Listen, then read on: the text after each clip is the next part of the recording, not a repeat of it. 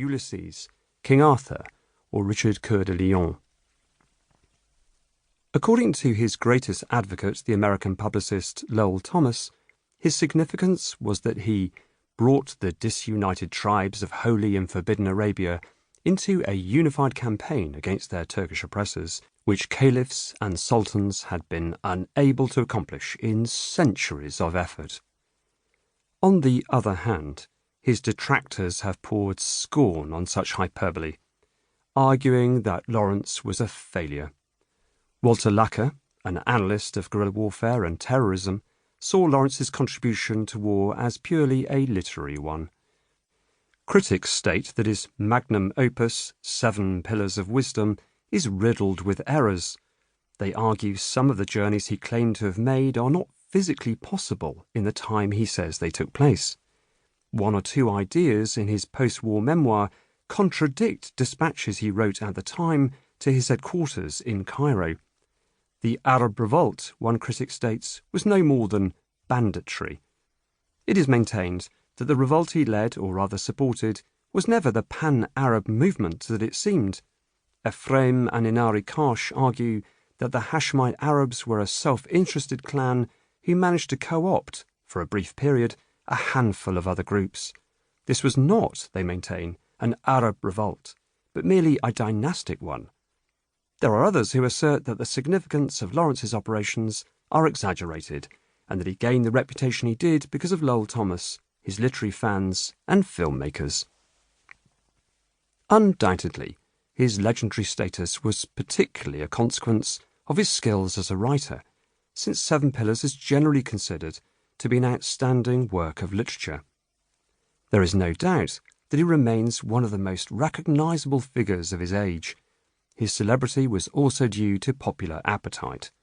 The British public were eager to believe that an individual could still change the course of history in an era where mass and industrialism seemed to deluge every aspect of war and, to a large extent, the post-war peace. In the mid-20th century, at the height of the Cold War, there were many Western writers who believed the success of guerrilla resistance was an inevitability. But Lawrence confessed that he had structured 7 Pillars to amplify the excitement for the reader when conveying his final triumph, and this made it seem inevitable. Supporters of Lawrence see him as ahead of his time, a visionary for Arab liberation who was broken by his unfulfilled dreams.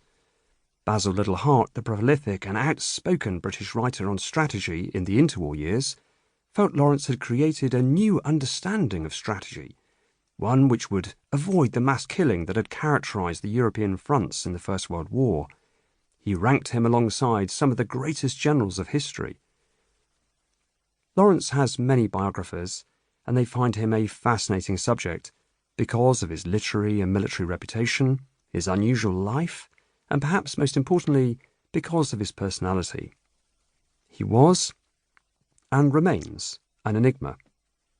His background in British intelligence, his shyness and search for anonymity, his virtuosity as a writer, and his profound sense of shame all stimulate our curiosity.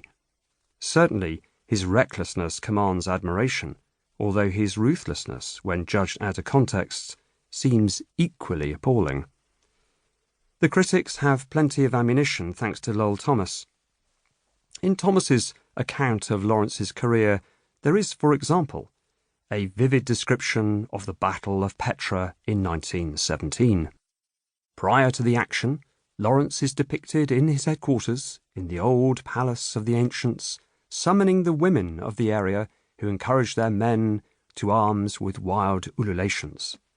The Ottomans are described moving in towards Lawrence's intrepid fighters in several converging columns, and the odds are stacked against the rebels. Yet, standing tall, in the thick of the fight, there is Lawrence, orchestrating the battle from a mountaintop, surrounded by loyal acolytes who serve as runners.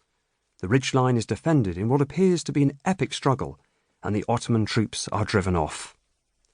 The only problem with Lowell Thomas's account is that Lawrence wasn't actually there. The battle, if it can be called that, was no more than a brief skirmish, and was conducted by the Arab sheikh Maulud. At the time, Lawrence was in Aqaba. To keep listening to this audiobook, I've left you a link in the description so you can do it, at no cost thanks to Audible's 30-day free trial.